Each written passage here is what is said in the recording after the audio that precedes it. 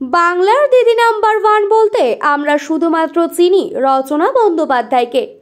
একসময় টলিউডে চুটিয়ে অভিনয় করেছিলেন তিনি।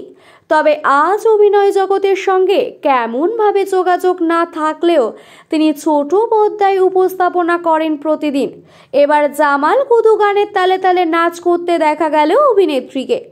প্রসেনজিৎ চ্যাটার্জি থেকে শুরু করে অমিতাভ বচ্চন, বলিউড থেকে টলিউড সর্বত্র অভিনয় করেছেন তিনি। একসময় চুটিয়ে অভিনয় করেছেন ওড়িয়া ইন্ডাস্ট্রিতেও। ব্যক্তিগত জীবনে একাধিকবার বিয়ে করলেও সেই বিয়ে টেকেনি। এখন একমাত্র ছেলেকে নিয়ে বেশ ভালোই রয়েছেন তিনি। তবে শুধু ছেলে নয়, প্রায়ই বন্ধুদের সঙ্গে সময় কাটাতে দেখা যায় অভিনেত্রীকে। সুযোগ পেলে ছোট ট্রিপ অথবা বন্ধুদের সঙ্গে জন্মদিনে সেলিব্রেশন করতে দেখা যায় রচনাকে। এবার নিজের নয় বরং এক বন্ধুর জন্মদিনে সেলিব্রেশন করলেন অভিনেত্রী।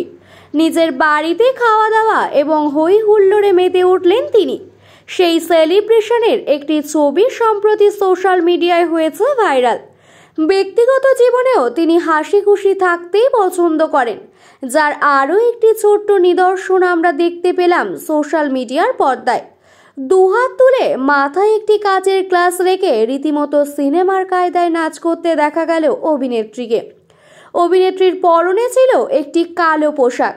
শুধু গ্লাস মাথায় নিয়ে নয়, গানের তালে তালে রীতিমতো কোমর দোলাতেও দেখা গেল অভিনেত্রীকে। ভাইরাল হওয়া ভিডিওতে দেখা যাচ্ছে বন্ধুর জন্মদিনে কেক কাটা থেকে খাওয়া দাওয়া সবকিছুই চলছে রচনার বাড়িতে। শুধু তাই নয়, অ্যানিম্যাল সিনেমার জামাল কুতু গানের তালে তালে নাচ করতে দেখা গেল রচনাকে। ববি দেওয়ালের নকল করলেন তিনি। শুধু রচনা নয়, গানের তালে তালে নাচ করলেন বন্ধু বান্ধব সকলেই। এই বয়সে যেভাবে তিনি নিজেকে ধরে রেখেছেন তা দেখে বেশ খুশি হয়েছেন ভক্তরা।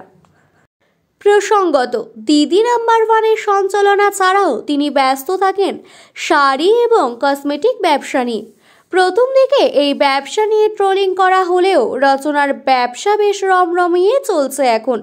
তবে ব্যবসার পাশাপাশি দিদি নাম্বার ওয়ানের সঞ্চালনাও যে তিনি বেশ দক্ষতার সঙ্গে সামলাচ্ছেন তা দিদি নাম্বার ওয়ানের টিআরপির রেটিং দেখলেই বোঝা যায়।